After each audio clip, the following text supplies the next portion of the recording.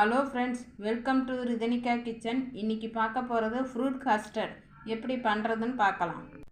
தேவையான பொருட்கள்: அரை லிட்டர் பால், அரை கப் சர்க்கரை, கஸ்டர்ட் பவுட்ரு 3 ஸ்பூன், ஒரு மாதுளம்பழம், 2 வாழைப்பழம், ஒரு ஆப்பிள்.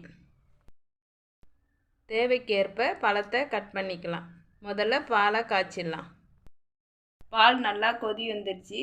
கஸ்டர்ட் பவுட்ரு 3 ஸ்பூனை ஆறின பாலில் கரைச்சி வச்சுருக்கேன். இதோடு சேர்த்துடலாம்.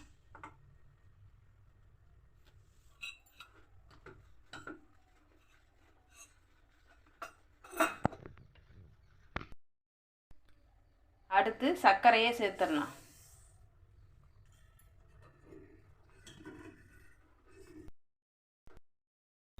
சர்க்கரை கரைஞ்சதும் ஸ்டவ்வை ஆஃப் பண்ணிடலாம்.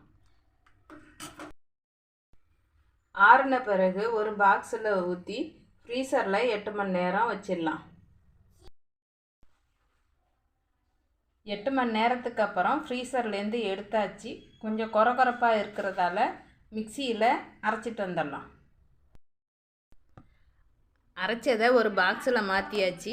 4 மணி நேரம் ஃப்ரீசரில் இருக்கட்டும். 4 மணி நேரத்துக்கு அப்புறம் ஃப்ரீசர்லேருந்து எடுத்தாச்சு. கட் பண்ணின ஃப்ரூட்ஸை சேர்த்துடலாம்.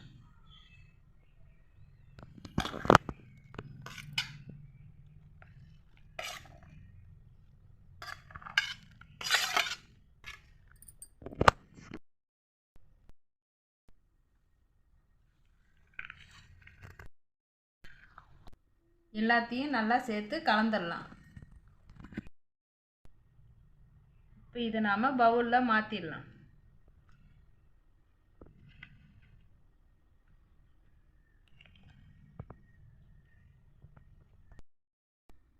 நம்மளுடைய ஃப்ரூட் கஸ்டர்ட் ரெடி ஆயிடுச்சு. பிடிச்சிருந்தா லைக் பண்ணுங்கள். ரிதனிகா கிச்சனை சப்ஸ்கிரைப் பண்ணுங்கள்.